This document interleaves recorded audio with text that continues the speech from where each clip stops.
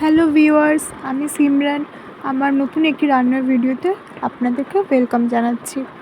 তো আজকে আমি চিকেন রান্না করব। এখানে কড়াইতে আমি কড়াই গরম করে তেল দিয়ে দিয়েছি। তেলটা গরম হয়ে গেলে এবার আমি প্রথমে এখানে আলুগুলোকে ভেজে নেব। আমি এখানে 4টে মিডিয়াম সাইজের আলু দিয়েছিলাম, আপনারা আপনাদের পরিমাণ মতো দিয়ে নেবেন। আলুগুলো দিয়ে আমি এতে সামান্য হলুদ গুঁড়ো দিয়ে একটু ভেজে নেব।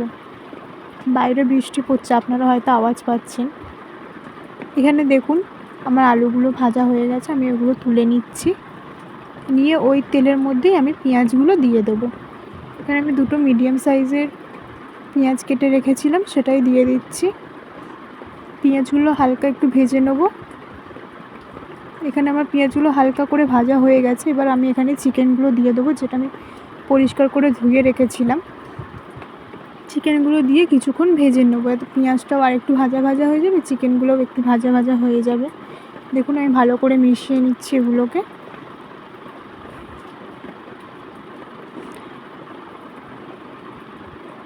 বারবার নাড়তে হবে যাতে কড়ার সাথে লেগে না যায়।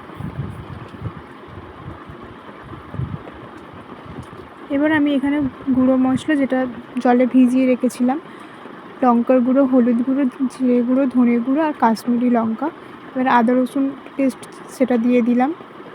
দিয়ে আমি এগুলোকে ভালো করে মিশিয়ে নেব।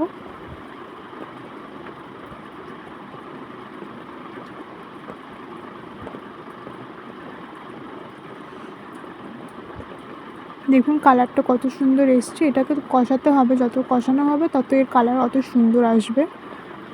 হাতে যখন সময় থাকে না মাংস ম্যারিনেট করার, তখন আমি এরকমভাবেই রান্না করি, যাতে অল্প সময়ের মধ্যে তাড়াতাড়ি হয়ে যায়। এবার এখানে আমি কেটে রাখা টমেটোগুলো দিয়ে দিলাম। আপনারা চাইলে নাও দিতে পারেন, কিন্তু টমেটো দিলে এর স্বাদটা একটু ভালো হয়। আমি ভালো করে কষিয়ে নেব। এবার আমি যে আলুগুলো ভেজে রেখেছিলাম সেগুলোও এর মধ্যে দিয়ে দিয়েছি, দিয়ে ওটা একটু ভালোভাবে কষিয়ে নেব। যত মশলা ভালোভাবে কষানো হবে তত তরকারির কালারটা আরও বেশি ভালো আসবে। দেখুন আমি ভালোভাবে কষিয়ে নিয়েছি। এবারে আমি জল দিয়ে দেব।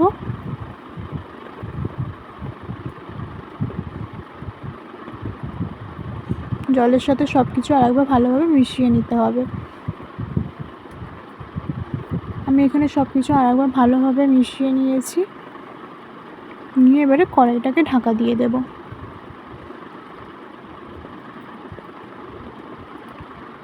15-20 মিনিট পরে কড়াই খুলেছি, দেখুন তরকারির কালারটা কত সুন্দর হয়েছে।